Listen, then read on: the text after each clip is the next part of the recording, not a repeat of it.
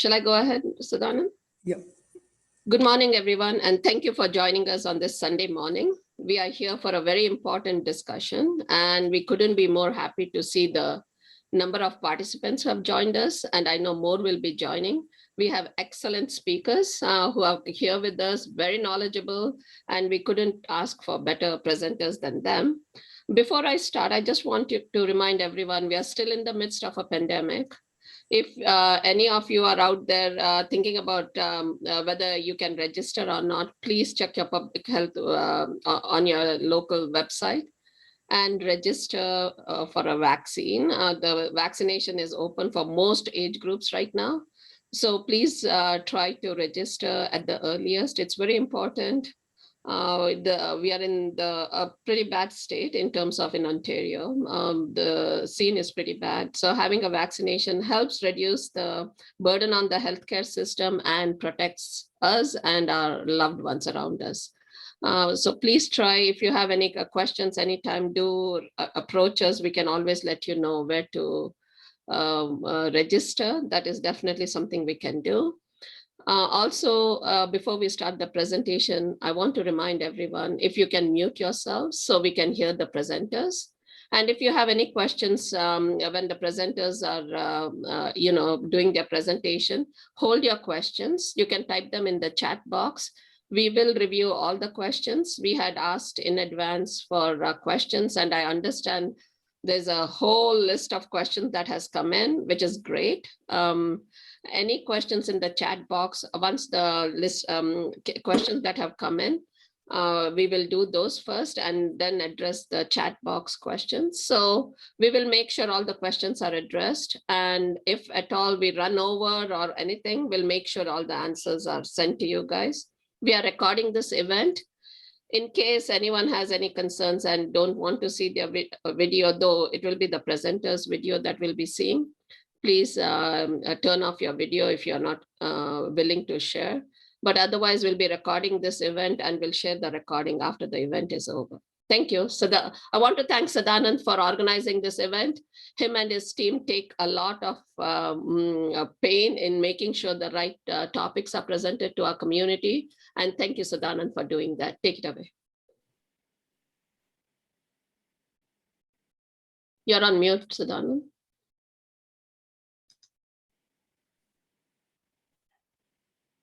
Sadanand, you're on mute. Okay. Now I'm okay, I guess. Yeah. Now we are okay. I clicked A twice. senior's moment. Yeah.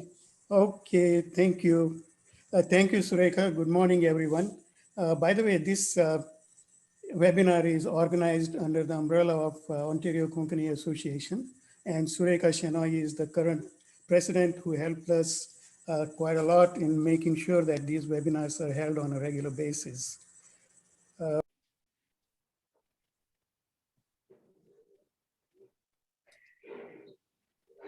You've gone on mute again, Sadanand. I have not touched this thing. Anyway, I'll see. I hope I will. You're fine. We can hear you now. Yeah, COVID-19 has been with us and occupied our thoughts for the last year or so. During these uncertain times, more and more people are thinking of estate planning, preparing will, and power of attorney. In the Ontario Konkani community, the Emergency Preparedness Program has generated increased interest in estate planning, wills, and power of attorney. This has in turn raised many questions, including who should I appoint as my executor and power of attorney? Should I agree to be an executor or power of attorney for my friends and relatives? What will be my responsibilities as an executor and power of attorney? What are my liabilities? This webinar will attempt to answer these and other relevant questions. Today, we are fortunate in having two highly qualified and knowledgeable speakers. Richard Coutinho and Andrea Harper are from the Office of the Public Guardian and Trustees at the Ontario Ministry of Attorney General. Richard Coutinho was called to the Ontario Bar in 2001 after graduating from the University of Toronto Faculty of Law. In addition, he holds a Bachelor of Arts degree in Comparative Religion from McGill University, a Master of Theological Studies from Harvard Divinity School, and a Master of Laws from Harvard Law School. Richard has worked. You're on mute again. Yeah, you're going on mute.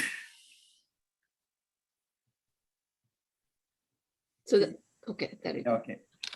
Okay. Richard has worked at the Ministry of the Attorney General's Crown Law Office as well as the Constitutional Law Branch before joining the Office of the Public Guardian and Trustees as a client lawyer.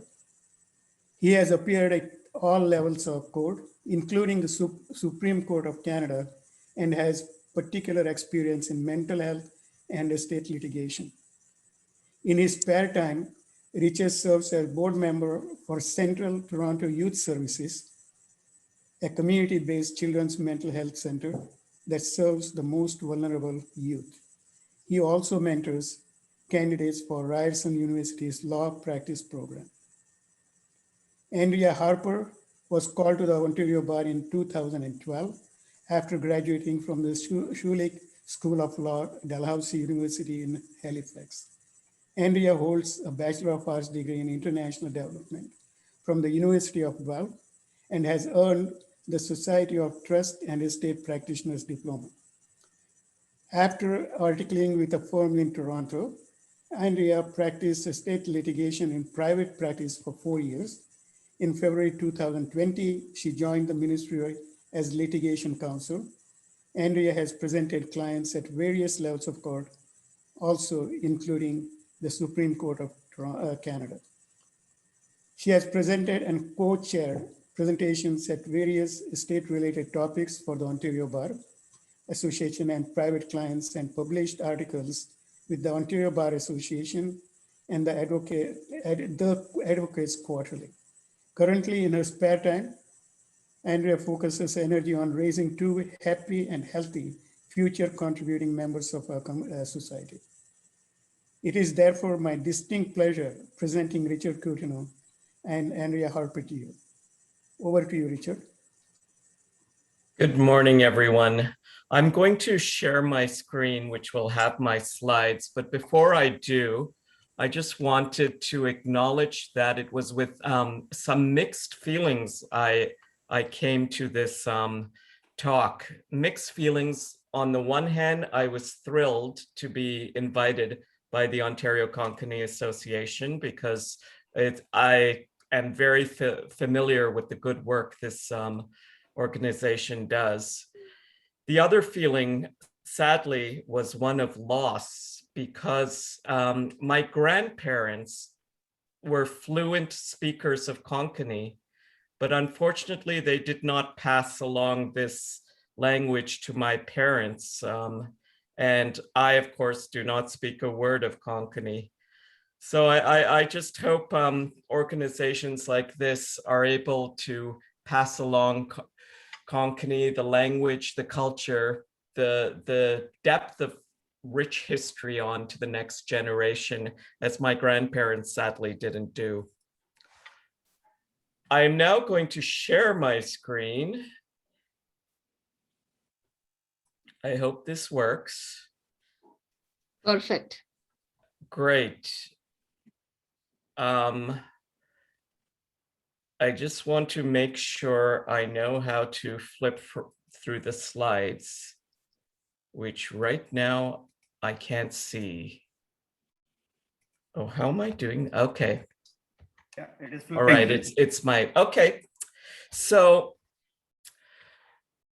I'm going to be speaking on the topic of the powers of attorney. But before I do, because I am the first speaker, I unfortunately have to give a few caveats.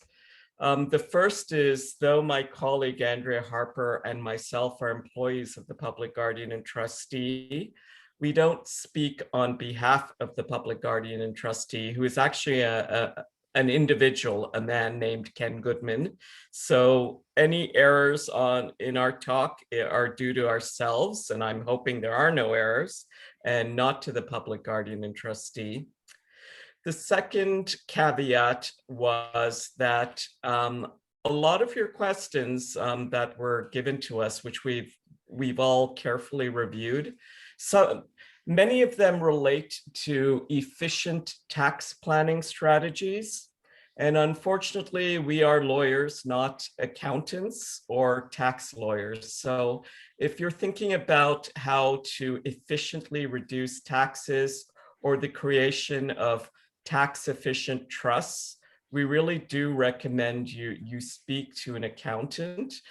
It's a very tricky area. Lawyers are able to draft the trusts involved and to probably talk to you about what is subject to probate tax, but in terms of the details of tax planning, we can't do that. And my third caveat involves legal advice. And while Andrea and myself are lawyers, we cannot give you legal advice for two reasons. One is the Ministry of the Attorney General tells us we can only give legal advice to them. And since they pay us, we don't want to violate that. The Law Society also prevents us from giving legal advice to members of the public for a bunch of reasons, most notably insurance. But usually I leave off with that, but I wanted to take that a step further and explain to you why, which may relate to the questions you ask. So for Andrea and myself we deal often with things that go astray, meaning that there is estates litigation. There are people who are unhappy with what a will said. Much of this happiness may be due to, they didn't expect what the deceased did, or because what the deceased did was unclear. And that involves, people getting lawyers and fighting, which could be for years, about what the actual intent of the deceased was. Now, if you're drafting a will, we always recommend you go see a lawyer. And that's not because we want the lawyers to get rich. I mean, actually, for the most part, it's not a big income generator for many law firms, the wills. Many of them are flat fees. The reasons we do that is because often what you say, a lawyer needs to talk to you in private, to ask you questions, to penetrate, like, why are you asking this? Did you forget to tell us that? And that can't be done in a forum like this. So don't rely on this for legal advice. We can't give you legal advice. What is legal advice? The closer it is to the definition of legal advice is applying the law to the circumstances of your personal case. The closer it involves your personal issues, the more it calls for legal advice. So that's the hint. So the agenda for today is I'll be talking about terminology, types of powers of attorney, and what happens if you do not make a power of attorney, which is actually one of the questions that has been asked. Now, terminology is important because if you get it wrong, people, including hospitals, will wonder what's happening. So you who are actually filling out the forms on power of attorney, there are forms, but they don't have to be done on a form. But anyway, when you who sign the power of attorney, you're called the grantor or the donor. The person who you appoint as your power of attorney, and it doesn't have to be a person, it can be two or more people. It could also be a trust company. That person is called an attorney. And that has nothing to do with a lawyer. Actually, the word attorney for a lawyer is not used in Canada, it's used in the United States. But even within that circumstance, it can be a lawyer, but it doesn't have to be. And most attorneys are not lawyers. Now, the power of attorney is the actual document that's being used. That's the form that you will that your attorney will present to a bank or to others to say that they are your attorney. And that form is very important. Although it's not required, once you fill out the form, we strongly recommend that you get it notarized by a lawyer, and you can keep that actual form, if you want, in a safety deposit box, but have the notarized copy available. It should be somewhere that your attorney knows where it is, that you know where it is. Otherwise, if your only original power of attorney is in a safety deposit box, it may be of little use. Okay, so you need copies of it available. So yes, so this word is I'm POA for my mother. People often say that, but the actual terminology is that you're going to be attorney for property for your mother. You're not a POA because a power of attorney is a document. Now, there are three types of powers of attorney recognized in Ontario. There's the general power of attorney, the continuing power of attorney for property, and the power of attorney for personal care. Now, terminology, once again, is important here for two main reasons. One is different provinces even, and I know, there's someone from BC here. They may have other terminology for these three documents. A general power of attorney may simply be called a special power of attorney. A continuing power of attorney for property may, in the States, it's often referred to as an enduring or durable power. And a power of attorney for personal care is often referred to as a living will.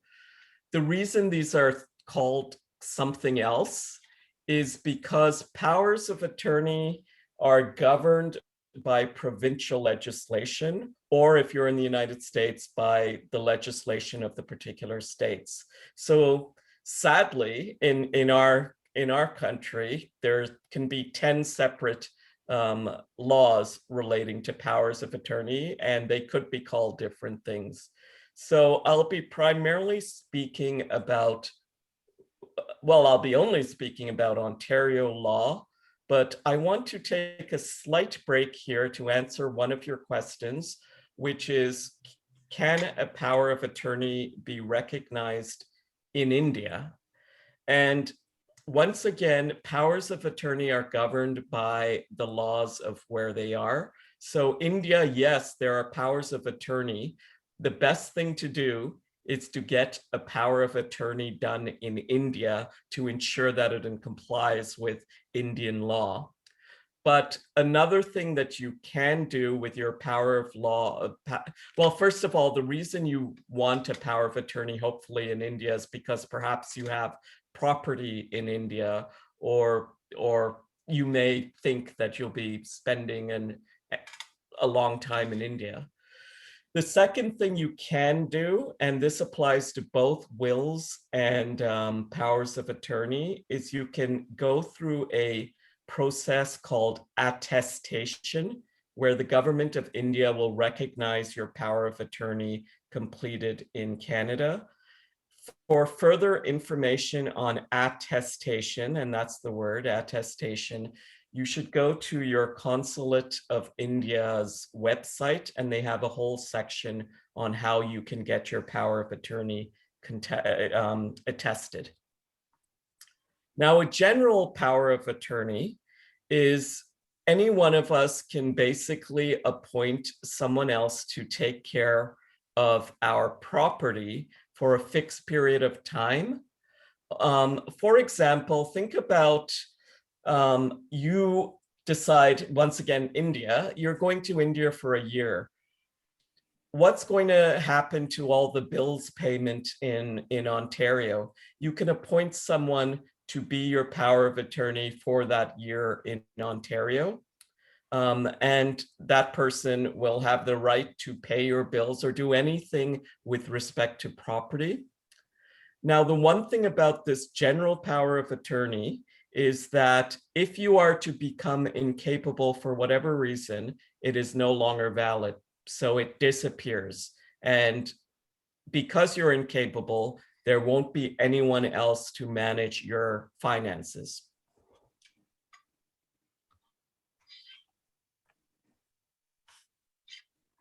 Now, sorry. The second power of attorney is a power of attorney for property. And it's called a continuing power of attorney.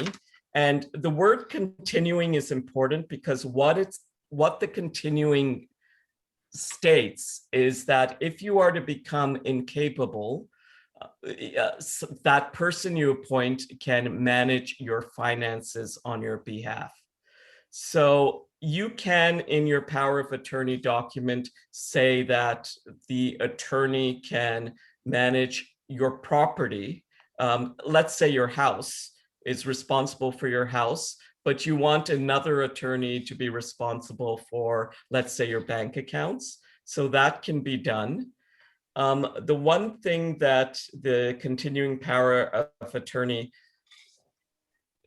you should know that a complete grant of a continuing power of attorney allows your attorney to do anything with respect to your property that you can do, with the exception of making a will. So I just want to emphasize that because there is a very real possibility, if you appoint the wrong person, that person can take away what's in your bank accounts, can cash all your investment and use it for that person's own benefit. So if you appoint the wrong person, they can take advantage of you. And we at the Public Guardian and Trustee unfortunately see that more times than is fair to remember. And it can be you have to really trust the person, which gets into the next area. Who can you appoint? The attorney must be at least 18 years old, someone you trust. And that's someone you trust, like make sure you actually do trust the person. It's hard when a family member steals your money, but we've, in the Public Guardian and Trustee, see that unfortunately often. And another element you should do is review this power of attorney. I would suggest even every year to make sure that you're happy with who you appoint. Now, the one thing my friend Andrea Harper will be talking to you about appointing estate trustees. I just wanted to tell you what the real difference is. Yes, you can appoint the same person as your estate trustee as a power of attorney. But imagine that you become incapable. Most people think, what is incapable? And they think, oh, well, I'll be senile or have dementia, I'll be in my 80s. We see people as young as 18 who are incapable. That's because they've been hit by a car and have brain damage. That's one reason you can be incapable. So don't think of it as something just for old people. It can be for anyone. But imagine this, though. You're appointing, let's say, your spouse as your estate trustee. Your spouse will likely have to be a estate trustee, hopefully for a period between 1 to 2 years, and then the estate trustee is done. For a power of attorney, if in the event that you become incapable, this person could be acting for decades as your attorney, like many, many years. So that's a major difference. So you may want to consider, not someone who's the same age as you. You may want to consider someone younger who you trust. You also, in the power of attorney document, you could also appoint substitutes in the event that attorney cannot act for any reason, such as they may become incapable themselves or they may die. So here are some examples of what your power of attorney, what the attorney can do. And it's all subject to any restrictions you put in the power of attorney document. So they can pay your bills, they can sell your house, invest your assets, you know, they can stop you from accessing your bank account. They can go to a bank with the power of attorney document and say, unfortunately, this person is incapable. You know, if they come to you, do not allow them to access funds. So remember that, you know, it's a very important document. So a power of attorney for personal care is a separate document which relates to non-financial aspects of what a substitute decision maker can do. And in particular, they can make healthcare decisions, shelter, safety, nutrition, hygiene, and clothing decisions for you. So healthcare decisions, I'll get into that in a moment, but other areas, you know, you may want to specify, you know, your wishes with respect to how someone makes substitute decisions with respect to your personal care. Who do you appoint? Well, the age can be lower, no longer 18. This person can now be 16. And someone who is paid to provide healthcare residential services cannot act as an attorney, and that's to prevent. If someone who's, can you please check to make sure you're muted? So someone who provides healthcare services, unless they're your spouse, partner, relative, cannot be appointed. And that's just to minimize the risk of a conflict of interest. Now, living wills, advance directives.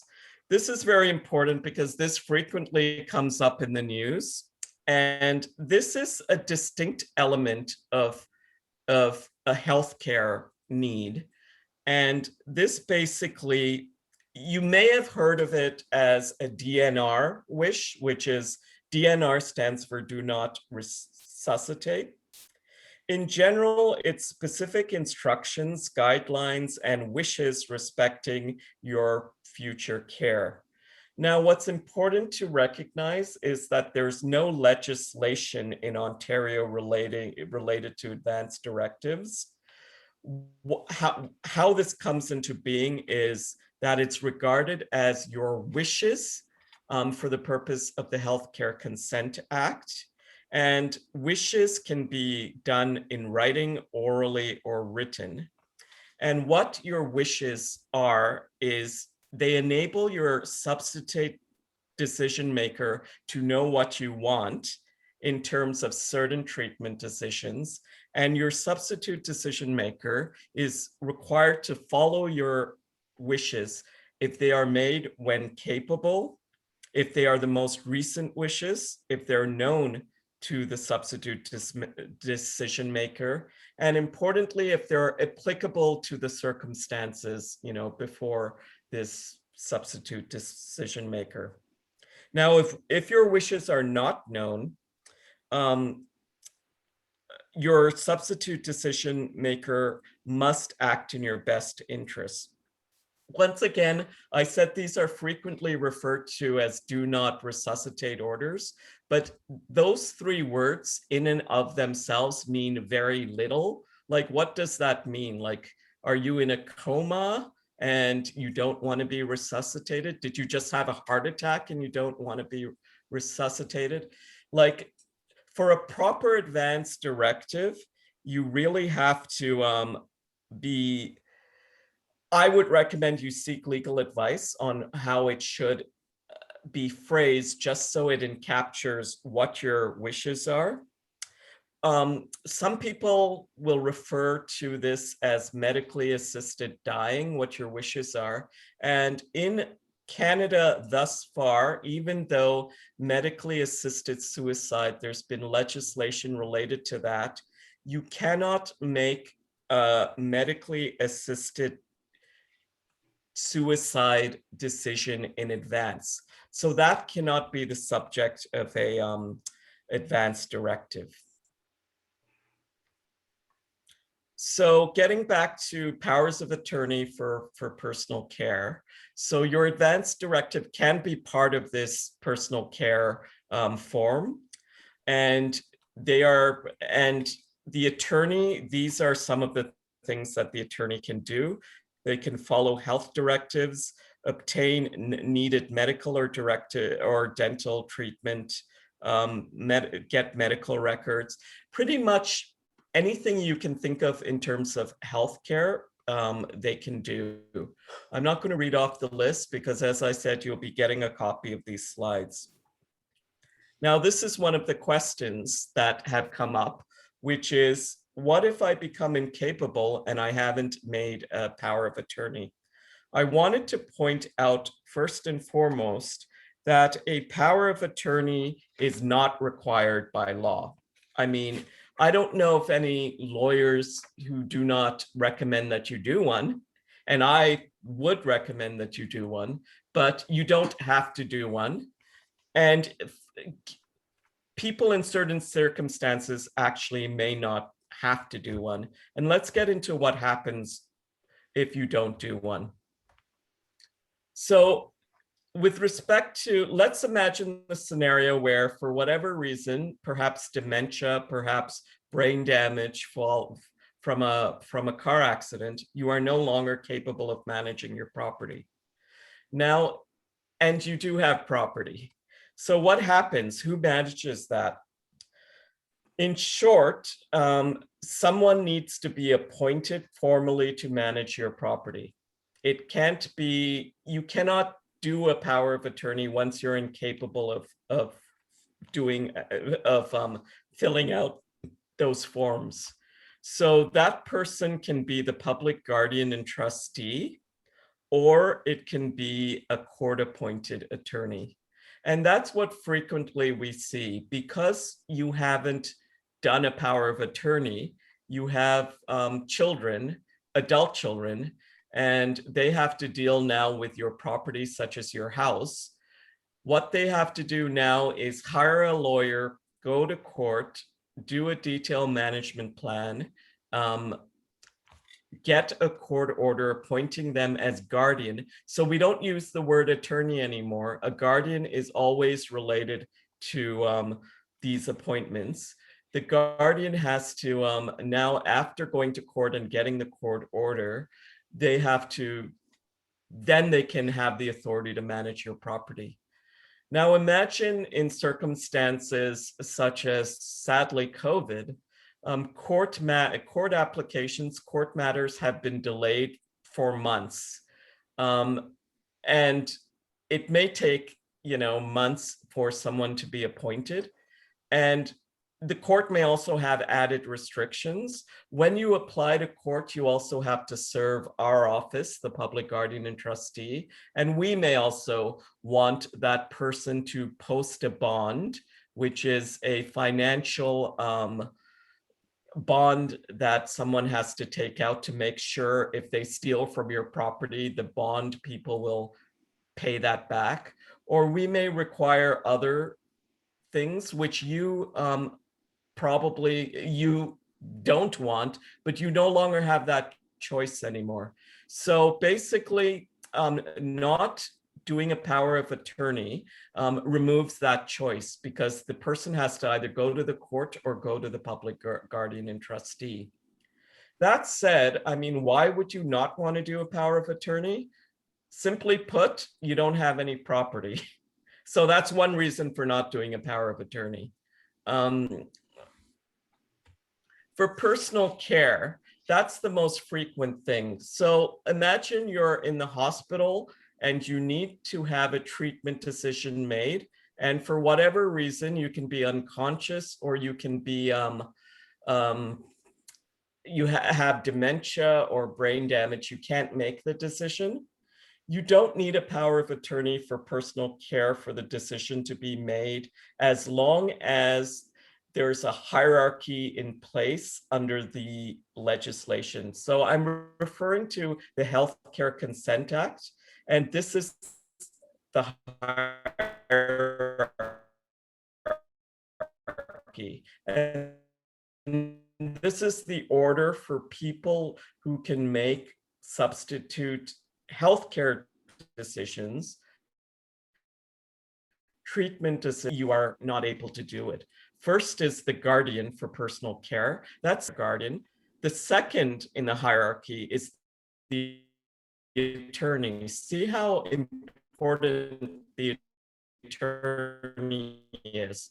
So whoever is a representative by the Consent and Capacity Board, we don't need to get into that. That occurs in a minority of situations, usually when your capacity is it could be challenged, or decisions could be challenged. So for our purposes, we won't get into this one.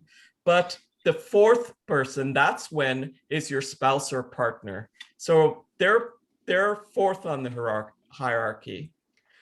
If you don't have a spouse or partner, it's your parent or your child. And that's on the same level. So if both your parents and your children are alive, they are equally entitled to make that treatment decision. If there's no parent or child, it's your sibling. And if no sibling, it's any other relative. Now, remember, these people must be available, willing, and capable to make the decision.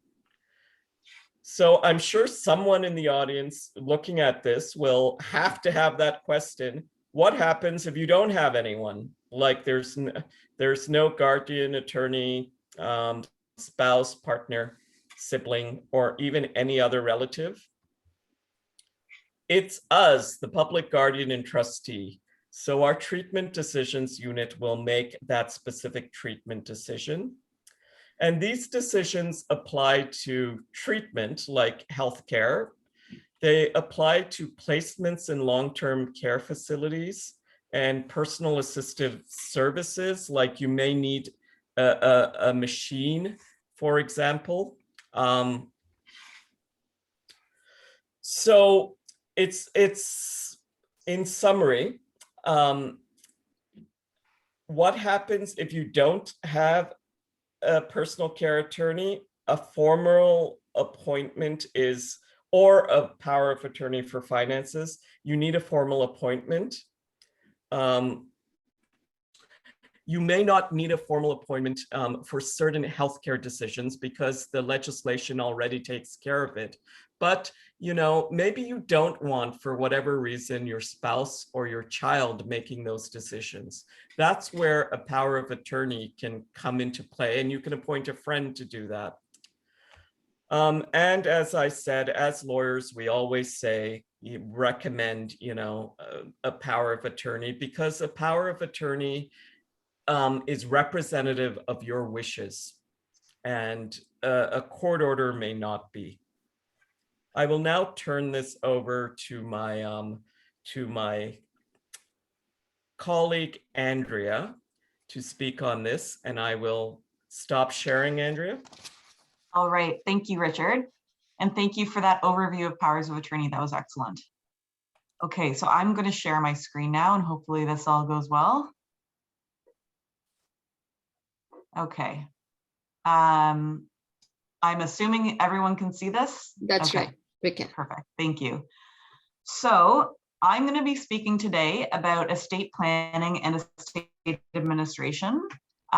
These are big topics and can take a long time to speak about in depth for either one. So today I'm going to be focusing on higher level basic concepts. And I have provided further detail in my slides, but for the sake of time, I will be speaking at a higher level, and you will be getting a copy of the slides as mentioned. So my objectives for today is that everyone will be walking away with a an understanding of the basic concepts for both estate planning and estate administration. With respect to estate planning, I'm hoping that I'll be giving you some key tips for how to get started and to raise your awareness of just some things that you might want to consider in the process. All right, so estate planning. Some basic concepts we're going to be speaking about today include wills, intestacy, testamentary gifts, trusts, and joint ownership and designated beneficiaries. So the first question is, why have a will? And similar to a power of attorney document, it gives effects to your wishes. So you get to choose what happens to your property after you're gone. And no estate is too small to have a will. A will allows you to protect your spouse and children and other dependents that you might have. You're able to choose the person who you'd like to administer your estate or your estate trustee. Having a will facilitate and speed up the administration of the estate. Whereas if you don't have a will, things can be less clear, more complicated. The process for getting started in administration can just be slower. And there are tax efficiencies that can be accomplished through estate planning. So we'll get into a very high level example of that, but so it can reduce cost to your estate if you have a will. Some common reasons people don't have wills include the costs. Although, as Richard said, often there is a flat fee for having a will prepared, and even two spouses, often there's a flat fee for having two wills and powers of attorney done at the same time. So this is something that you would want to investigate with a solicitor. Other reasons people don't get wills done are uncertainty about your choices. So who do you want to benefit from your property? Who do you want to appoint as your estate trustee? That kind of thing. A lot of people are not comfortable speaking about death and their family dynamics and what they want to happen after they're gone. And then a lot of people just don't know the risks of not having a will. So what happens when you don't have a will and you die? This is called an intestacy. And I haven't put the specific legislation in here, but essentially what happens is there is an act called the Succession Law Reform Act that sets out the rules of how your property will be devised. So as an example, if you have a spouse and you have children, then your spouse would take the first $350,000 from your estate. This is called the spouse's preferential share. And then the remainder of your estate would be divided between your spouse and your children. The act sets out a lot of different scenarios, like what happens if you don't have a spouse and you have no children. Then it goes through the different scenarios in terms of how your property would be divided. The rules do vary among the provinces, and I should mention that similar to power of attorney documents, the law pertaining to estate planning and estate administration is provincially governed. So the rules in Ontario are going to be different than the rules in British Columbia. There are some risks with an intestacy distribution. You lose the chance to accomplish any tax efficiencies that could be accomplished otherwise. The word spouse does not currently include a common law spouse. And so if you have a common law spouse, they effectively will be left out of your estate. The word spouse does include same-sex marriage now, but other relatives by marriage, like stepchildren or children who are adopted away, or any friends that you might have wanted to leave something to, they will not benefit from your estate if it's left up to an intestacy. So that turns us to what is a legal will in Ontario? Very high level. It's a legal document. It sets out the testator's wishes. So the testator is the person who actually makes the will. They're called the testator. And it sets out the testator's wishes regarding what's going to happen to their property on death. That is a very simple understanding of what a will is. In Ontario and any other province, there's a number of rules that need to be followed in order for a will to be valid. So it has to be in writing, and it has to be signed by the testator at the end. Anything above the signature will be considered invalid, but it has to be signed by the testator or in their presence and at their direction. The document has to show a clear intention that it's meant to be the person's testamentary document and not just notes. Generally, the testator has to be over 18 unless they are married or in the armed forces. They have to have what's called testamentary capacity. So that means the mental ability to write a will, and that's a legal test. And they cannot be subject to any undue influence by any family members, friends, any person whatsoever. There are different types of wills. So the first there on the slide is called a holograph will. And this is basically you could write it on a napkin, and there have been cases of this. But it is a document that's entirely in the testator's own handwriting. It does not include or not require any witnesses. Again, the signature needs to be at the bottom. Then there's what's called a formal will, and this is typed. It's prepared by a lawyer. It's signed by the testator or again at his or her direction. And it needs to be witnessed by 2 or more witnesses who are present at the time the testator executes the will. And present now includes presence by audio video technology, like a Zoom call. But if it is signed with the witnesses over, say, Zoom, one of the witnesses has to be a licensed lawyer in Ontario. And where it is signed using audio video technology, counterparts are acceptable, meaning that you can have different signature pages. And then there is another type called a stationer's will, and this is colloquially referred to as a will kit. It's not prepared by a lawyer, but otherwise it requires the same formal, the same requirements as a formal will in order to be considered a valid will. So moving on to the next slide. I'm not going to get too into detail here. Basically, all you need to know with this slide is there are different types of testamentary gifts that you can make in a will. So just very quickly going through them. There's what's called a bequest or a legacy. These are interchangeable terms.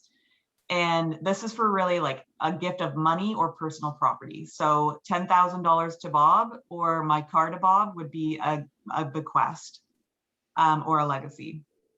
Devise is a gift of real property. So that's if you're gifting someone, for example, the cottage, if you have a cottage. A life interest is, it's a form of a gift that is a trust, which I will go into further detail in the next slide, I believe. But basically, it's when you want to allow a beneficiary to enjoy some of your property, whether or not it's, for example, a house or have access to funds in an account during their lifetime. And then once they pass away, the remaining property will pass on to the next beneficiary in accordance with your will. So you could say, for example, Bob is to enjoy my cottage during his lifetime, and upon his death, Sarah will receive the cottage. So that's an example of a life interest. And then there's a residual gift or a residue gift. And the residue of your estate is essentially what's left over after all the state debts and liabilities and all of the legacies are paid. That remainder is called the residue. And then in your gift, you can say, once all these things are paid, the residues to be divided between my children equally, or something like that. An actual estate planner would phrase that differently, but that's the concept. So as I mentioned, there are things called trusts, and these are often used in estate planning. So I'm going to give you a high level explanation of what a trust is and some examples of common testamentary trusts. Trusts are complicated, and they are complicated to set up.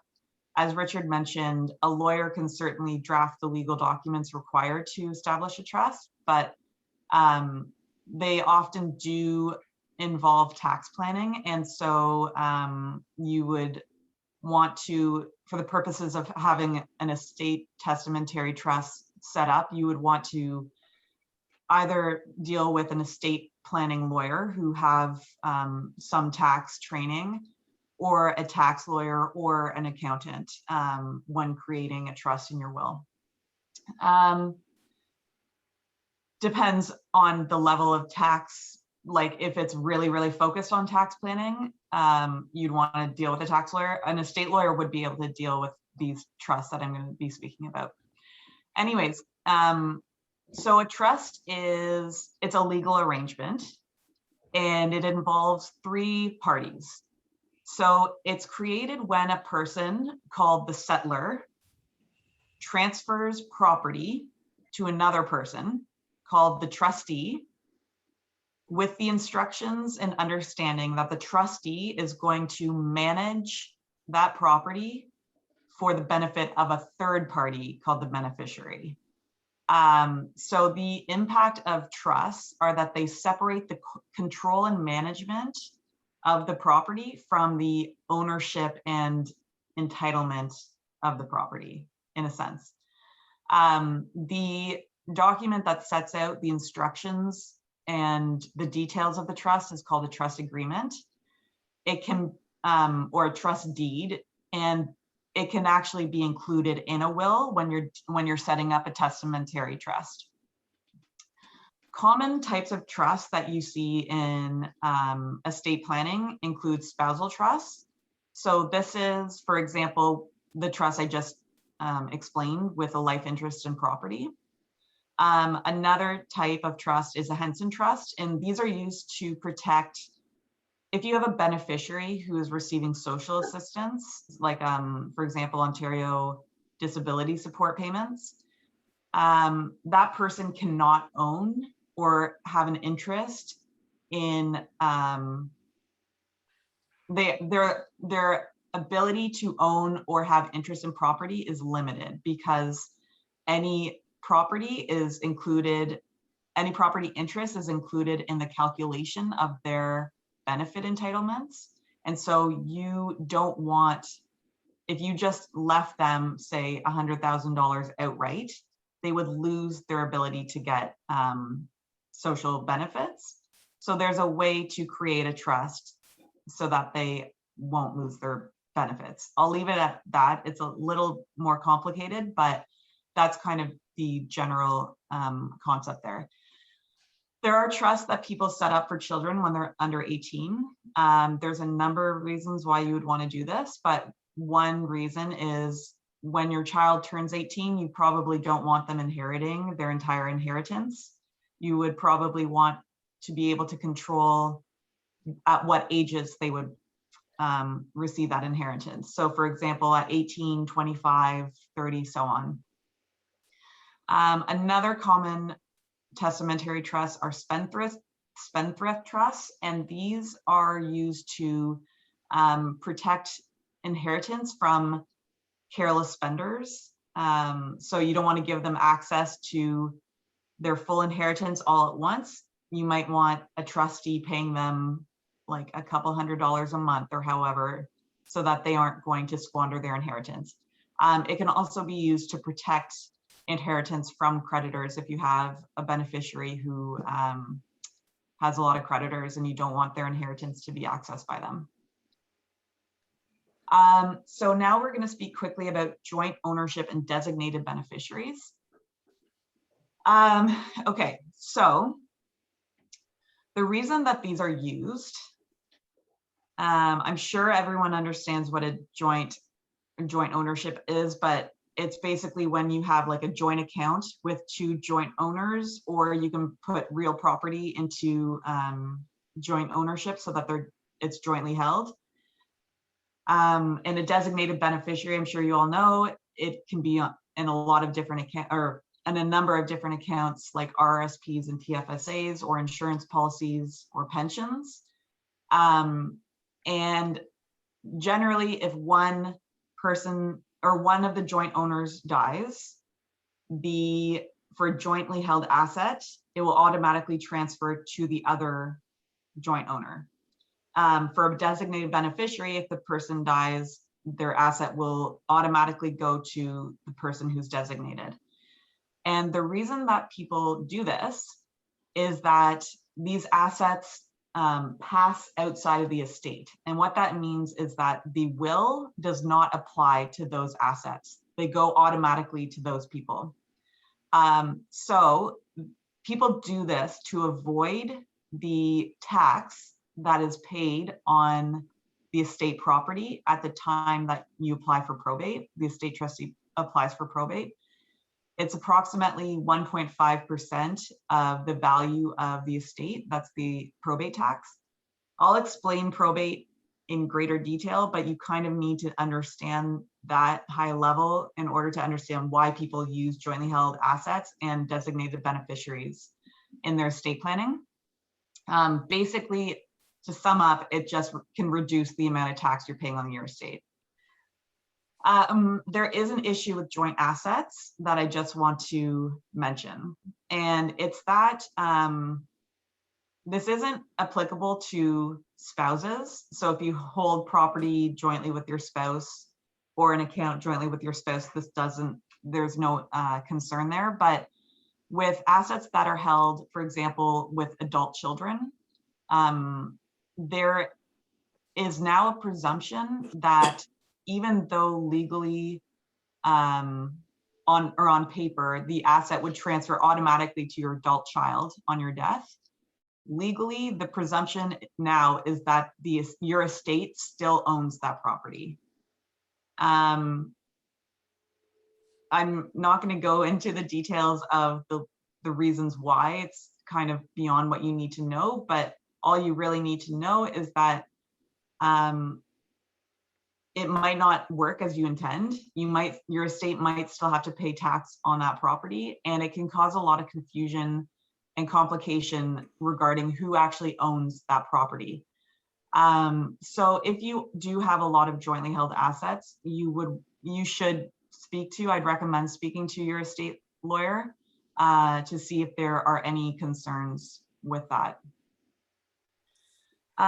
So the next topic I'm going to turn to is actually how to get started in your estate planning, now that I've kind of gone over some high level basics.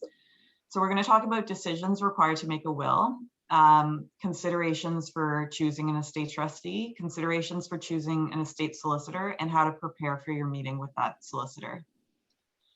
So decisions required in drafting a will include who you want to select as an executor or estate trustee. So just so you're all aware, executor and estate trustee are interchangeable terms. The estate trustee is the person who will be administering your estate. And you would want to set out some alternates in case that person that you designate is no longer capable, or if they predecease you, or if they're not willing to administer your estate. You can appoint more than one estate trustee. If you do so, you would want to specify if they can act independently of each other, or if all decisions have to be jointly made. The presumption is, if your will is silent on this issue, the presumption is that estate trustees have to act together in all decisions. If you have young children, then you would want to designate a guardian for those minors. There is a 90-day effectiveness, and then the guardian actually has to apply for court appointment on a permanent basis. If you are setting up a testamentary trust in your will, for example, the Henson Trust to protect someone's social benefits, as I probably incoherently tried to explain earlier, then you would want to designate who that trustee is going to be. It can be the same person as the estate trustee, or you can appoint someone different. If you are dealing with any special assets, you would want to discuss that with your estate planner. So in certain cases, and this is the example I'll use about tax efficiency, depending on, again, it all comes down to the probate process, which I'll be explaining in the administration section. But as I mentioned, when you apply for probate, the estate trustee has to pay approximately 1.5% of the estate value in tax to the Ministry of Finance. And probate is not required for the estate trustee to administer all assets. Some assets you don't need probate. And so what an estate planner will do sometimes, if it's applicable in your situation, is they'll create a primary will for the assets that do require probate to administer, and then they'll carve out all those assets that don't, and they'll put reference to them in a secondary will. And the effect of this is that when the estate trustee applies for probate for the primary will, the value of the estate is lower because they have taken all those secondary assets out. And so you end up paying less probate tax. That's probably a little confusing, but that's an example of a tax efficiency that is very common. And so you do want to speak to your estate planner about the type of assets that you have, and your estate planner can work with you to accomplish any tax efficiencies that might be available. So when you are, the next decision I'll speak about is you do have to decide who you want your beneficiaries to be when you're drafting will, and any alternates in case they predecease you, or if there's like a common disaster and everyone is wiped out. Is there a charity that you would want to leave things to, or friends? These are the types, these are difficult decisions, but these are the types of decisions that will be required for when you start to think about preparing a will. You'll also want to think about where you're going to store the original, and any estate trustee that you are thinking of appointing, you would want to tell them that, because it is required for the probate process, which brings me to my next slide, the estate trustee. So some considerations when choosing an estate trustee. I think first it's important to acknowledge that it's a big responsibility and it can sometimes take years to administer an estate. So it's prudent to speak to the person you're appointing beforehand. And when you'd want to tell them where you're leaving the will, and you'd also want to provide them ideally with a list of all your assets, liabilities, accounts, passwords, like a memorandum maybe with wishes regarding what you want to do with your personal property. If you just tell the estate trustee where that's located so that they know where to look when you're no longer around, that will make their life a lot easier. So in terms of actually choosing the person, you would want to choose someone that you do trust and who's likely to live longer than you, or at least to have an alternate who will live longer than you. You would want to choose someone who's organized, responsible, knows about finances, or at least knows who to ask. And in terms of personality, I will say from my experience in litigation, it's good to choose someone who's reasonable and a good communicator. Often a lot of issues come up just through poor communication. So you don't want to choose someone who's incredibly stubborn, who won't deal with the beneficiaries well if they have questions. These are just like personality can actually play a big role. You'd like to choose someone who lives in Ontario if possible, not only because it's easier to administer an estate when they live close by, like they can pop into a bank, they can go visit a property, but also a person outside of Ontario and and Canada may have to pay a bond, which Richard previously explained.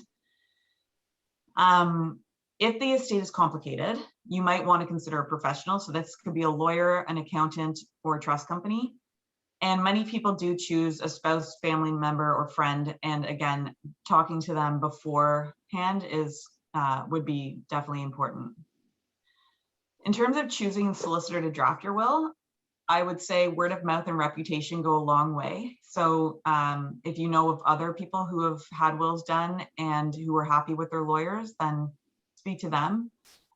You can certainly find people on the internet, and often there will be reviews. So that's another way. And when you are choosing someone, just speak to them about their experience and expertise with complexities that might be relevant for your specific situation. So if you do have foreign assets, if this is a second marriage, if there's a family business that you're trying to figure out how to pass that along, these are all complexities that different estate planners may or may not have experience with. So you'd want to speak to them about your particular situation. Often, estate planners will have a meeting with you to chat about things before you even have to sign a retainer. So you could investigate if that is a possibility as well, so that you can get to know them and they can get to know your situation.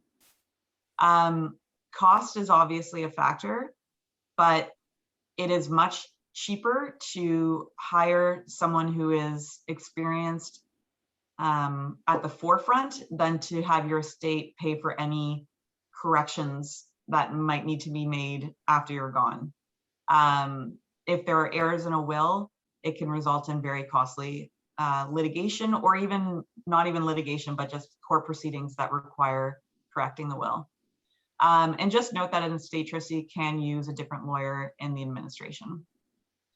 So to prepare for your meeting, you would want to make a list of all of your assets, all of your liabilities.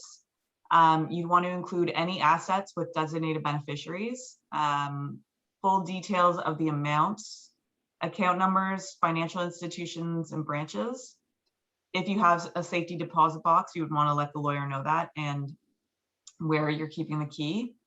You should make a family tree of all of your children, their names, birth dates, addresses, your grandchildren, if you have some. If your parents are alive, you want to include them in the family tree. If you have a spouse, you would obviously want to provide the name and address of your spouse, and this includes any details of previous spouses, as well as names and addresses and information for any other significant people, like your estate trustee, if they are not a family member, or any beneficiaries who might not be a family member. And then just be prepared to be honest, to talk to your estate lawyer about maybe family dynamics that you're concerned about, wishes for after you're gone, who you want to leave gifts to. Just think about these types of things before the meeting. And if there's any charitable organization you'd like to make a beneficiary. In terms of redoing and reviewing a will, the general rule is that when any major life milestone occurs, you should review your will and determine whether or not redoing it is necessary. So this would include things like a second marriage, or even like a first marriage after a divorce, upon the birth or death of a child or beneficiary, after you've acquired or divested of any significant assets. These are the types of things that you would want to review your will and then consider redoing it as well. So in terms of some complicating factors and common issues that can come up with estate planning. So I don't want to freak you out with the slide. Not everything turns into estate litigation, but these things can just add some complexity to estate planning. So second marriages and blended families can create some more complicated dynamics. Sometimes children don't like a second spouse, or sometimes a second spouse has their own children. And so deciding how to provide for all children might be an issue. Family cottages actually create a lot of issues because they are sentimental and irreplaceable. Family businesses come up because sometimes you'll have one child who's very involved in the operations of a business and the other children are more passive. So how do you want to distribute that or deal with that business after you're gone? Unequal distribution will often result in some disappointment for the beneficiaries who might not have received as much. This can lead to litigation if they decide that they want to challenge the will in some way. Failure to provide for legal dependents. So if you have a dependent, meaning someone who you were legally or morally obligated to provide for on your death, and you fail to do so, the court, that dependent has a claim against your estate for what's called dependent support claim, and the court can order that support to be paid out to them. And people will challenge jointly held assets and designated beneficiaries. That does happen. And also personal effects can be a hotly contested issue. If there's something with a lot of sentimental value, or like if you have a very nice art collection, for example, those can create issues. So generally, I think a rule of thumb is it's good to just be open and communicate with your family and the beneficiaries about what they can expect on your death, what your wishes are and your hopes.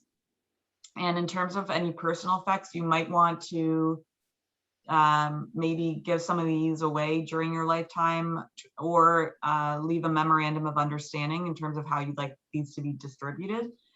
An MOU, a memorandum of understanding is not legally binding, but it at least shows what your wishes were. So now I'm going to move on to the second topic, which is estate administration. So we're going to be talking about the duties and powers of estate trustees, the probate process, collecting and preserving assets, dealing with estate liabilities, and what's called passing of accounts or releases, and then finally distribution of the estate. So estate trustees are trustees. They receive the estate property in trust to administer and distribute for the benefit of the beneficiaries. And as trustees, they have some duties that flow just from being trustees. So these include avoiding conflicts of interest with the beneficiaries, treating the beneficiaries equally and fairly between each other, administering the estate properly and in accordance with applicable law and the terms of the will, and administering the estate in timely fashion. There's something called the executor's year. Typically, estates are wrapped up within, the estate administration is wrapped up within a year, though this is not a hard and fast rule. And if an estate is very complicated, or there's any disputes of any sort, then a court won't penalize an estate trustee for that. Other duties that estate trustees have to follow are the duty to account to beneficiaries. So estate trustees have a duty to keep accounts for all transactions that they enter into on behalf of the estate. That includes when they're collecting in all of the assets, and when they're distributing assets to pay any liabilities, taxes, or distribute money to beneficiaries. So estate trustees just want to make sure that they keep proper accounts of all of these different transactions and receipts. They have a duty to maximize the recovery and the value of estate assets. And they also have various obligations that are set out in a number of different statutes in Ontario.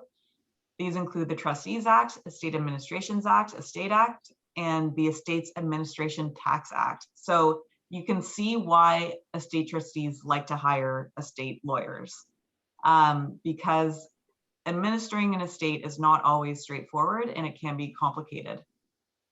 So this brings me to estate powers.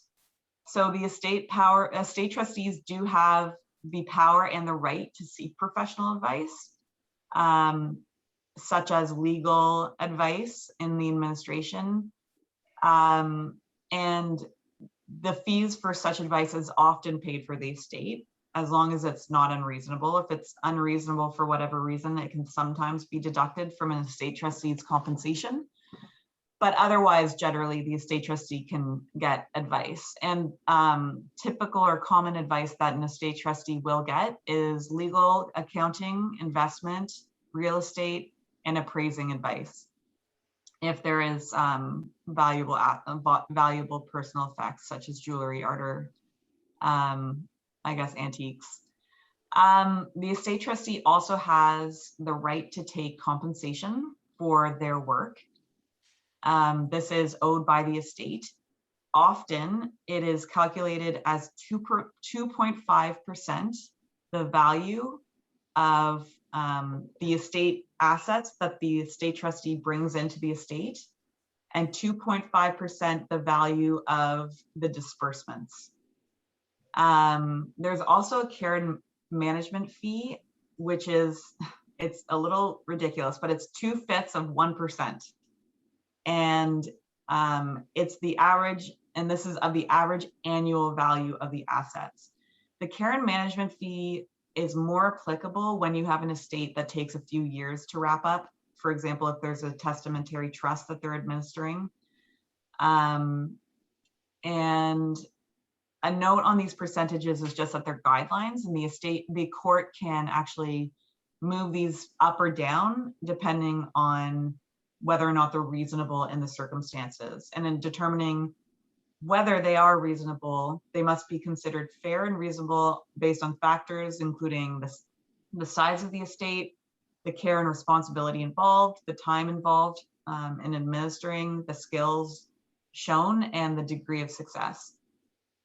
Finally, the will set out other powers of the estate trustee, such as the power to sell real estate, and investments, or a number of other powers. And these powers will also be set out in applicable legislation, which I've already mentioned on the previous slide. Examples of what an estate trustee does include, they would arrange the funeral and burial or cremation of the deceased. They would obtain death certificates. These are often, well, these are obtained from the funeral home. They would gather all important documentation of the deceased. So for example, the will, banking account statements, that kind of thing, anything to assist them in administering the estates. They would stop payments that end on death. So this would include Canadian pension plan or old age security. They would cancel things like social insurance, driver's license, and OHIP cards. They'd advise the CRA, banks, and credit card companies that the person has passed away. They would apply for probate if it's needed. They would determine what assets the deceased owned, and they would have assets valued if they're not able to be liquidated. For example, you'd have like a real property valued at the date of death. They pay taxes and debts that are owed by the deceased. Once these are, they would file the final income tax return once all other debts are paid. They'd obtain a clearance certificate from the CRA, and then finally they would distribute the estate in accordance with the will. So I'm going to discuss at a high level what probate is. So probate is a court procedure. It can be done when there's a will or when there's not a will. And basically what the estate trustee is applying for is formal approval by the court of the will. Basically, the court is acknowledging that this piece of paper is the deceased's valid last will and testament, and the appointment of the estate trustee, or the person who's applying to be the estate trustee. It's appointing that person as the executor of the estate. And so the person who applies is granted a certificate of appointment of estate trustee. it's important to note that this is not always required. So the person who's named in the will as the estate trustee actually gets their authority as such from the will. But it is required when probate is required when dealing with third parties who, in the estate administration, who basically want evidence that the person they're dealing with is actually the estate trustee. So for example, a bank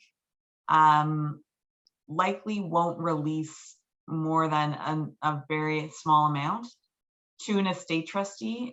If the deceased had an account with like $50,000 in it, the bank's not going to release that money to the person who says the estate trustee unless they have a certificate that says this proves I'm the estate trustee and you can release this money to me. So that's kind of the explanation I like to give of why and when probate's required. That's the same with selling an asset.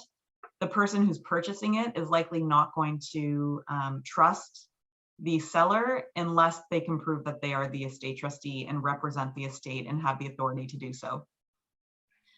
At the time of the application, the estate trustee has to pay estate administration tax. So as mentioned, this is approximately 1.5 of the value of the estate. So what estate planning is like, other than protecting your loved ones and giving effect to your wishes of what's going to happen to your property on death, a lot of estate planning actually circles around reducing the value of the estate for the purposes of paying less probate tax on death. And that's when people talk about realizing tax efficiencies. It's trying to reduce the value of the estate through estate planning to decrease probate tax. So once the certificate of authority for the estate trustee is issued, the estate trustee has a further 90 days to file an update with the CRA on any further assets they've discovered through their administration, and then they would pay further tax on that. There is a simplified procedure for probate for smaller estates that are less than $150,000. And generally speaking, I would certainly recommend seeking legal advice for the purpose of applying for probate and administering an estate generally. And generally, as mentioned, the fees will be borne by the estate in doing so. So I'm going to next speak about two major things that an estate trustee does. The first is collecting and preserving assets, and the second is paying liabilities and debts. So this slide deals with collecting and preserving assets. So what this actually entails is an estate trustee sets up an estate bank account with a bank. Hopefully they have a list of assets, accounts, passwords, and liabilities that have been provided by the deceased. They would liquidate any assets that they can, and they would transfer those funds into the estate account in accordance with any directions set out in the will. If the deceased had investments, they would want to seek investment advice on this, or speak to their estate solicitor. If the deceased had real estate, they can sell the property. They would certainly want to get a valuation of the property at death. And if they're not selling the property, they would want to preserve the asset by maintaining insurance and payments of any necessary utilities. If it's occupied by a beneficiary, they might want to consider charging rent in order to maximize the value. The estate trustee would want to have antiques, jewelry, art, and any other valuables appraised. And they would want to seek professional advice as appropriate and necessary. And just as a reminder, the estate trustee wants to keep records of any transactions they're dealing with. The next big thing an estate trustee does is they do pay taxes, debts, and liabilities on behalf of the estate trustee. So again, hopefully a list has been provided, but otherwise they would want to confirm any debts that the testator might have had with the bank that they banked with. The estate trustee would consider advertising for creditors if they didn't know of any other debts or liabilities. If an estate trustee doesn't advertise for any creditors and they distribute the estate, they can actually be held personally liable. So this is quite important.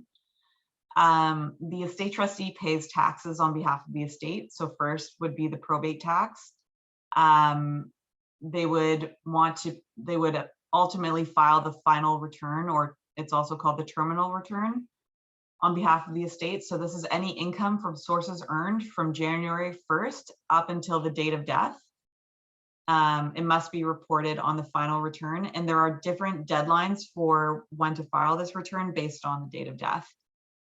And again, estate trustees can be found personally liable for debts and or taxes if they don't, if they distribute the estate too soon and they don't hold back enough to make sure that all debts and taxes are paid. So you would want, the estate trustee would just want to be certain of that. And in terms of taxes, one way to be certain that all taxes have been paid is to apply for a clearance certificate from the CRA, and the CRA will issue this. And basically what it means is that they've approved that all taxes have been paid by the estate. And so the estate trustee can feel comfortable with that. So payment of taxes and debts and liabilities, again, especially with taxes, it would be recommended that you deal with an estate solicitor who knows how to administer an estate and prepare these tax returns, or have an accountant prepare the final tax returns, because you don't want to be liable for any taxes. So once the funeral expenses, debts, executor fees, which is the compensation, any taxes are paid, and a clearance certificate is obtained from CRA, and subject to any trusts that are set up in the will, the estate trustee can distribute the estate to the beneficiaries in accordance with the will. Or if there is no will, then in accordance with the rules that are set out in legislation.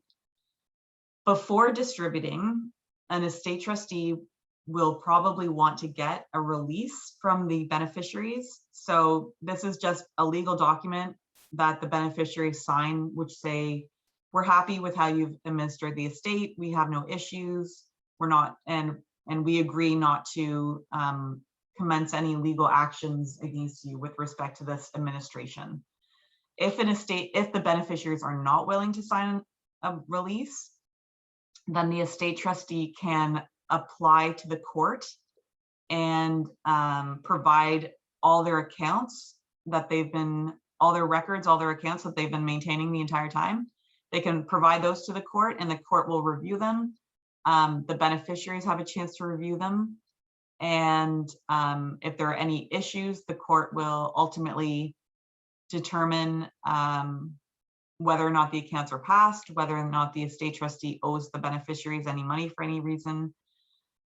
But at the end of the day, the court will essentially give the trustee a judgment which passes their accounts and approves of the administration, and the trustee can move on with that. So in terms of distributing the estate trustee pays out specific bequests and legacies first, and then from the residue, which is left over, the trustee will pay out the residual beneficiaries or residual gifts to the beneficiaries.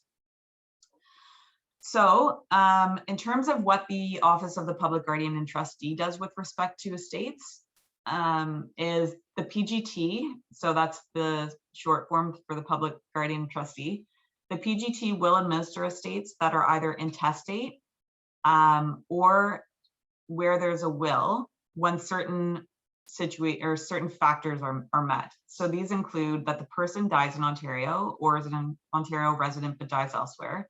The person died intestate or with a will that doesn't name an estate trustee, or the named estate trustee is no longer willing or able to administer the estate. There's no one else in Ontario who's willing to administer, and the estate is worth more than $10,000.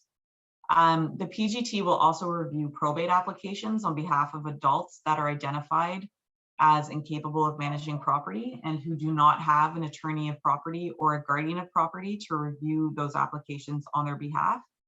And the reason the PGT is reviewing these is to make sure that these incapable adults have been adequately provided for by the deceased if they are entitled to that support.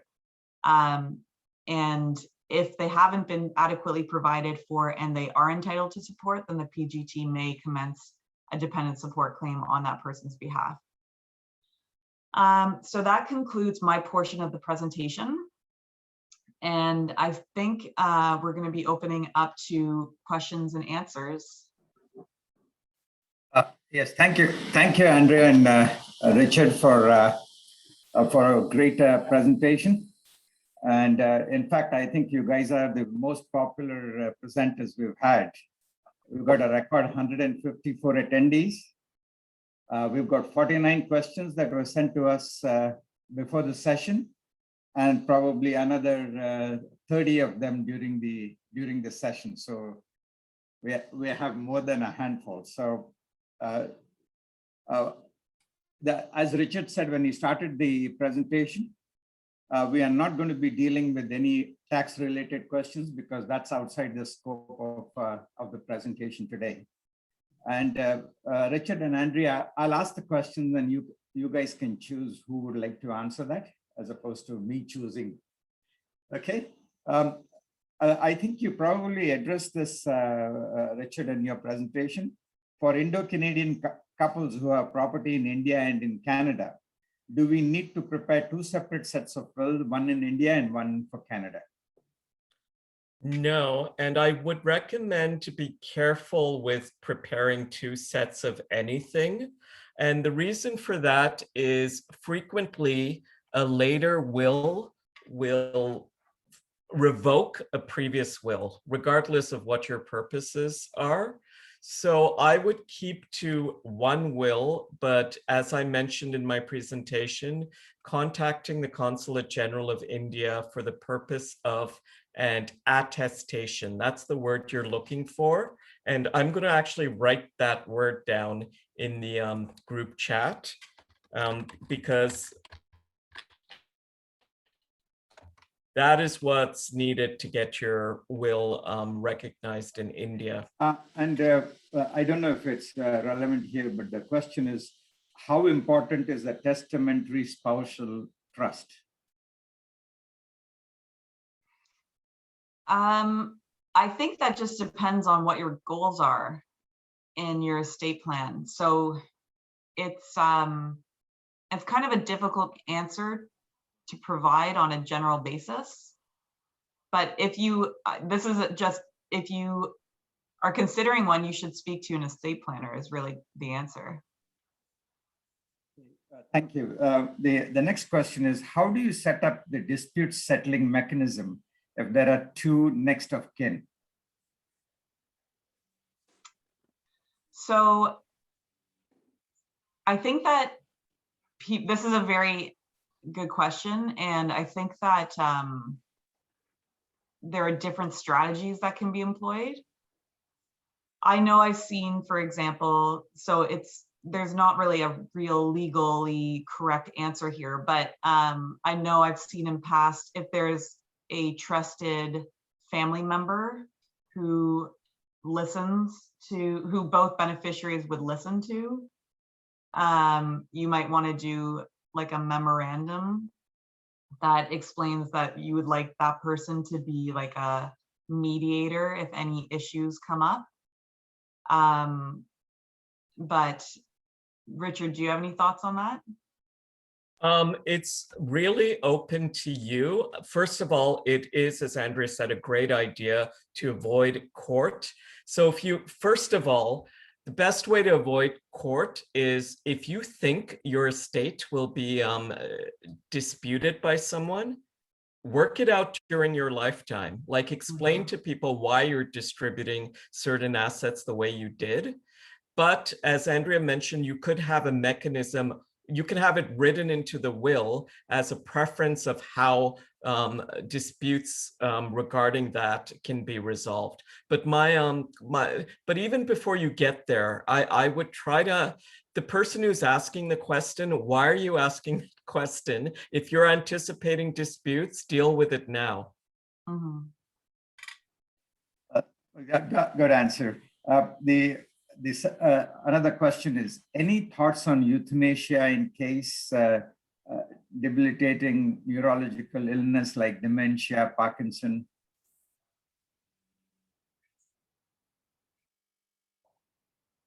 So as you know, there is new legislation allowing for individuals who are capable of making the decision to have medically assisted suicide. There is a wait period. There's a whole bunch of requirements. That said, that can only happen once you're capable of deciding that, this is too much for me. In terms of thoughts I have with the issue, I think it's better for it to be legal than done under the table. And it's better for you to express your wishes to all family members now. So it is a very deeply personal circumstance of the individual. I think it's really inappropriate for other people to be trying to influence this personal decision. Thank you. Next one is may be relevant or maybe not. It says, what will be the tax cost involved? Even though we put a caveat that no tax related questions, but what will be the tax or cost involved for the surviving spouse under the following scenario: funds lying in joint accounts in banks, financial institutions, along with the deceased partner, and the other one is funds lying in individual savings account in banks, RRS, PT, FSA, and other investments in the name of the deceased partner. So if you have joint accounts with your spouse, they would just transfer automatically on death. If a property is, so what you'd likely have to do is just bring proof of death to the bank to have that transfer made. If a property, like real property, is in joint names, then it would also pass automatically on death. You'd have to file what's called a survivorship application to have that transfer made. And so generally, even where a house, if it's your principal residence, so usually those are held jointly between spouses. If it's not, and the spouse inherits it, there won't be any capital gains tax owed at date of death. But the capital gains will be owed from the date of death to the eventual sale, not to get too tax heavy. And any accounts that are held by the deceased that are not jointly held with the spouse would fall into the deceased estate, and then you'd have to pay probate tax on those. So those are some high-level tax consequences in those scenarios.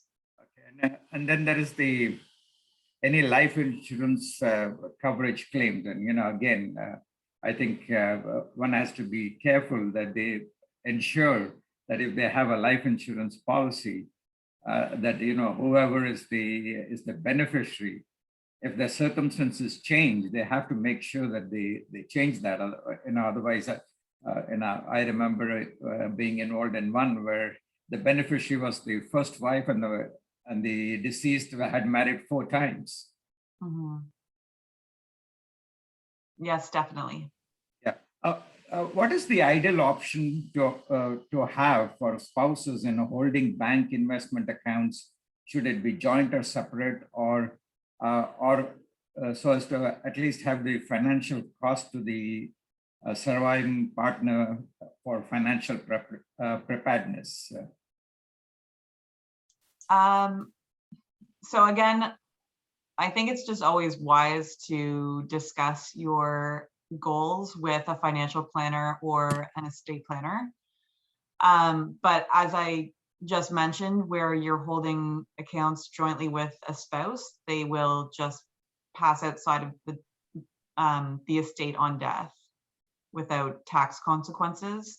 There are risks with joint ownership that I mentioned in the presentation, so you would want to be aware of that, but that's something where in the estate plan, you would want to discuss all your assets with the estate planner, including any jointly held or those with designated beneficiaries, so that the estate planner can really advise you on that. And I just want to add the obvious, which is if there's an asset in your name and you want to transfer it to a joint asset for the purpose of avoiding probate tax, make sure your marriage is solid, okay? Because that'll have implications should a marriage break down. So, I mean, there's a whole bunch of factors involved in decisions you make, which may be beyond the wills and estates context, which is why, you know, legal advice may be necessary. Richard, does your office have a checklist of actions for the executor to perform? No, primarily because there's a set. You can buy books at bookstores on what the expectations of estate trustees are, both from getting the body and going to the funeral, paying the expenses and such. But a checklist is probably there. Everyone's estate, I don't want to say they're all individual, but there's so many circumstances where a checklist probably wouldn't be helpful. So I would say no, but to answer your question, no, we don't have a checklist. And in terms of the steps that that a will's executor must take after a person dies, and in your experience, approximate timelines for each of the step to the closure of the will. I know it depends on the will and the complications in it, but in general terms. It also depends on whether this is going to be probated. It depends on, you know, how soon you can get the, we call it the death return, the final return done. But as I said in my presentation, I would imagine 2 years. However, I deal at the Public Guardian and Trustee with many estates for a variety of reasons, which are open after 5, 10 plus years. So especially if there are trusts being created, etc. So an estate could be like anyone considering the appointment of an estate, being an estate trustee, an executor, you should really discuss with whomever appoints you how complicated the estate is. Okay. The next one is the will states that each spouse will be the other's sole executor and trustee. It also states that should one spouse predecease the other instead of the deceased spouse, the couple's 2 children will become the co-executors and co-trustee. So in this case, the question is, when one spouse passes, does the will need to be updated again? If the question is related to, does the will need to be updated in terms of the estate trustee? No, because the writer of the will has made a provision for who should be the estate trustee, in this case, the children, should the deceased spouse no longer be able to act. Okay. And if the surviving spouse is the executor and sole beneficiary, Please explain briefly steps for assets held jointly by the surviving spouse and assets held only in the deceased name. So I think that was hopefully covered off in the estate administration presentation, but again, for the joint assets, you would just bring a death certificate to the bank. And for the assets that are in the deceased name, then you might have to go through the probate process, but it would just depend on what the assets are. So that's very, yeah, it's kind of a specific, depends on the specific situation. And then we've had a number of questions, and the common one here is, what are the steps to be taken by the executor if two adult children are joint executors? One resides in another province of Canada and one in another country. And what if both of them are outside Ontario, and do they have to post a bond? So, well, once again, oh, sorry. Did you? No, you go ahead. Go ahead, Richard. So once again, the steps and the questions about checklists, it all depends on what they need to administer. So if the will is such that probate is necessary, then in the general, in order to get probate in general, if one or both the estate trustees are non-residents of Ontario, a bond is required.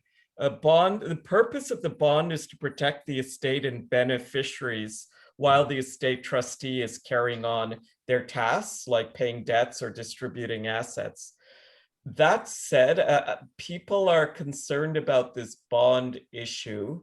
There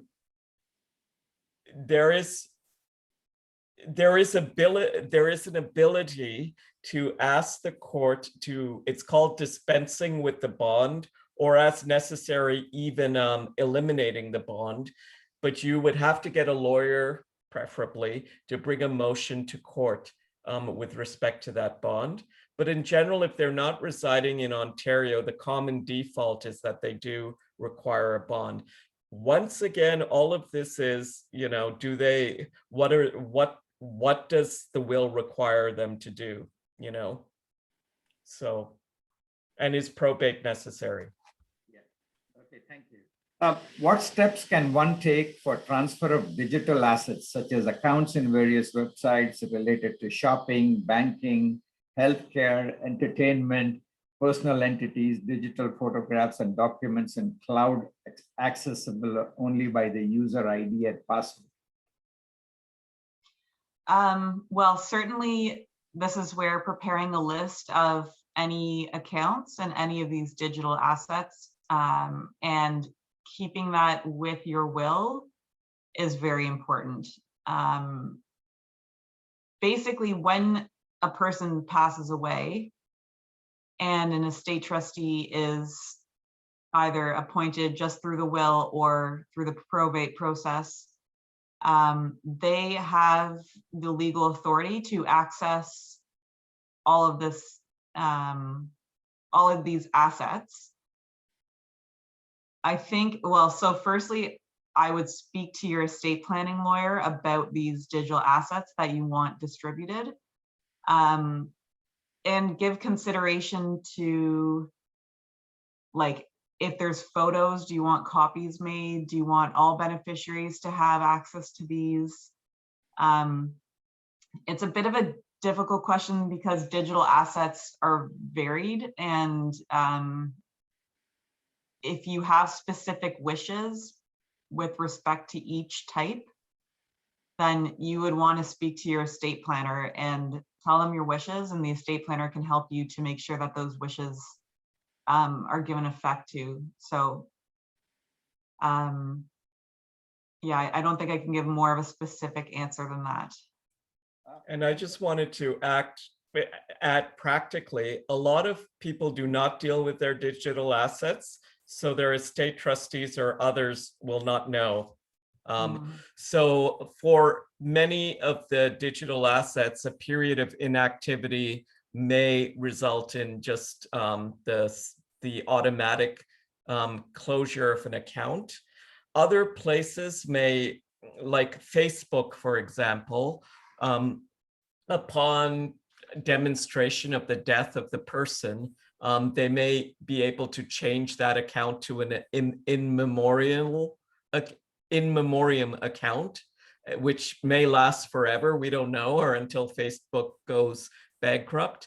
But maybe you don't want any of this to remain after you passed away, in which case the most practical solution is to have a list of everything you have digitally, all your passwords, and to direct someone in your family to just close all the accounts. So it all depends on what, but it is quite possible that something digitally will last a long time after you've passed away. So. Richard and Andrea, we've said no comments on efficient tax planning, but what are the common mistakes in bills? So Ashoka, I haven't heard many of the rest of your question, but I thought it was, what are the common mistakes as it regards to perhaps tax? I just wanted. Not tax related. It says common mistakes when a will is executed as observed by your office. Okay, so the most common mistake is people thinking, and this came up earlier in discussions, that they can do the wills themselves. And for the most part, the most errors are when people do their own wills, be it all in writing or whether they go to a store and buy a wills kit. By error, an error is when your intention in your will isn't effected, because you may not know what that intention is. You may not have considered consequences. Some of the bequests you've made may have disappeared. You may intend to provide for a disabled child, but haven't done so in a proper manner, so your estate is challenged. Those are some of the issues our office has encountered with respect to wills. And although we both didn't get into it in terms of both powers of attorney and wills, there are certain formal requirements which relate to witnessing and etc. And they have to be fulfilled. Otherwise, the will simply, or power of attorney, may not be valid or effective. The next question is, I'm a beneficiary as well as an executor of my parents' will, and the charity that they will does not exist anymore. What happens to the amount that they had willed to that charity? Can I change it? So there is there is a legal doctrine that you don't really need to know about, but I'll tell you about it anyway. It's called the Cypre doctrine. And where a charity no longer exists, the estate trustee can find another charity that is similar in terms of what they do and or what they do, the purpose of the charity. There's different, I think, factors that can be considered in terms of what makes it a charity similar, but and the trustee can have that gift given to the alternate charity instead.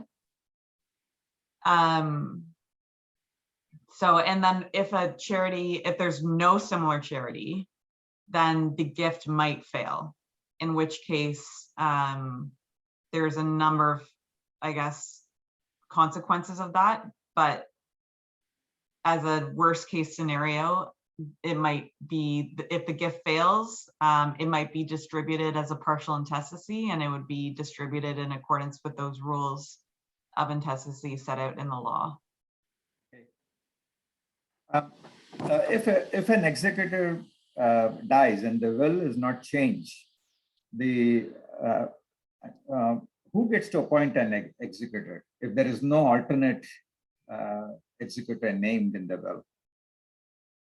So any named beneficiary can apply to be named estate trustee. There may be requirements on that, such as posting a bond. It's usually one of the beneficiaries who want the money or bequest in a will that does it. But I should also point out, it is quite possible for a creditor to also apply to get the will. Like if you owe a lot of money to someone, they may apply to get that money from the will. So the next question, person A wills his property to person B and person B then wills that property to person C. If both A and B dies, does person C automatically get the person A's property? Because it's from A, it's to B, and B now wills it to C, and both A and B are gone. I think it would follow that. That would make sense. So an estate can be a beneficiary. So in that situation, the B estate would be the beneficiary of A. And then B's property would go to C under the will, then yes, that makes sense to me. Richard, do you have any thoughts on that? That's like a legal exam. Yeah, question. it's totally a legal exam question. And the only added point I would make is the property in the estate still has to be around, right? So if we're assuming that all these deaths have occurred fairly quickly in time, but if they've occurred like 20 years apart, then there may be no gift to give to anyone. That's true. If the B estate had significant debts and liabilities, then C might not end up receiving anything. If after the will is totally settled and you come to know of property or funds of the deceased which was not mentioned in the will, what happens to it? Will the beneficiary in the original will automatically get it? So usually every will I've ever seen has a catch-all provision, which basically uses the word residue. So you don't have to name everything in your will. So if you're certain property that isn't named or the balance of property after deaths, it's called residue. So I don't, if I wanted to, I mean, most people wouldn't name every property they own. So it all goes into this catch-all phrase called residue. Yeah, and then the residual beneficiaries should be entitled to that property that's discovered. But depends on the type of property and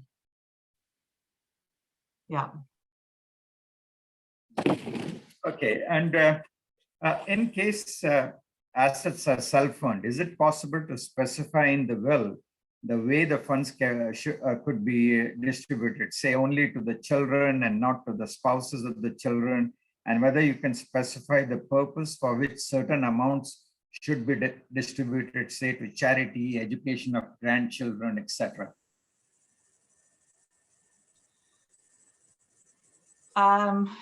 So I'm fairly certain you can protect inheritance from a spouse.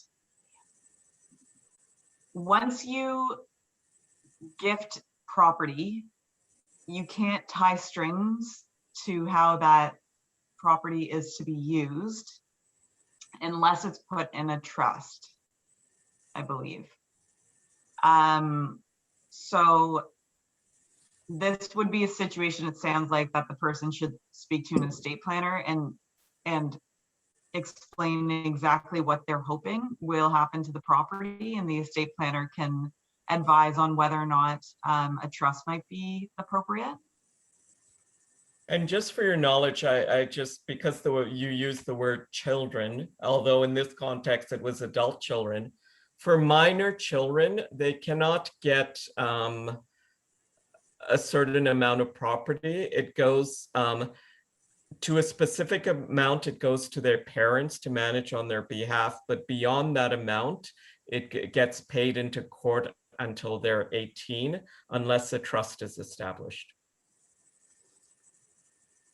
Ashok, this is Sudaman. I think we have passed 1 o'clock, so we should be closing it slowly. And I'd like to do some vote of thanks.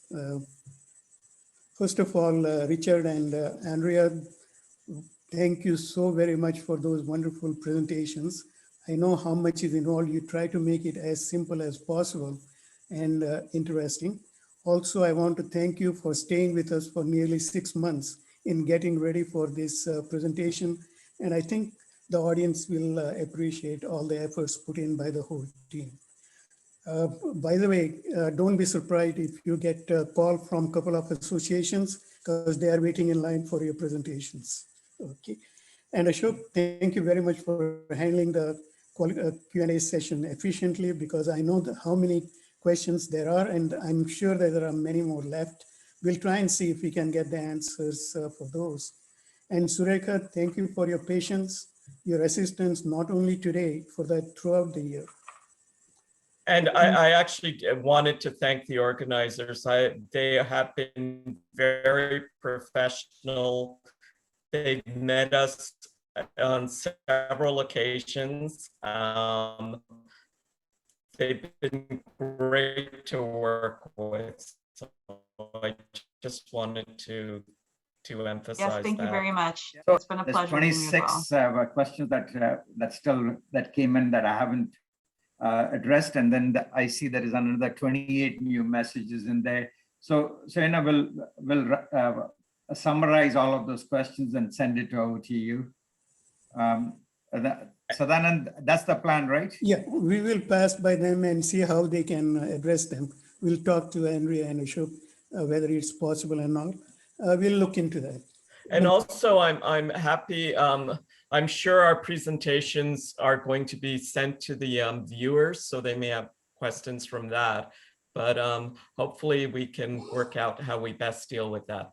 Yeah, these the deck will be uploaded on our website, as well as the recording will be on our YouTube channel, and we will be also sharing all these things through our emails also. As you said, Richard, if people still have questions, we'll try and get back to you, because I know that your presentations, both decks have covered a lot more than what you have mentioned, so they should be able to get the answers in that. We'll have to just see how it works over the next few days. I don't want to forget our attendance. As Ashok mentioned, this is one of the largest audience, and we hope that you got the information that you are looking for. If not, you can still contact us. If you have any comments about this webinar or suggestions for the future webinars, please do send me an email and we'll look into that. And finally, I'm very happy to let you know that our next webinar is going to be on July 25th. That also on an extremely important topic, which is seniors living. We will have presentation on assisted living, as well as independent living and seniors living. We'll have excellent speakers, question answer sessions. You'll get the additional information shortly. And we hope to see you all again. Once again, thank you all. Please do take care, stay safe, stay healthy. More importantly, stay in touch. Thank you so much. Thank you all. Bye. Thank you. Bye.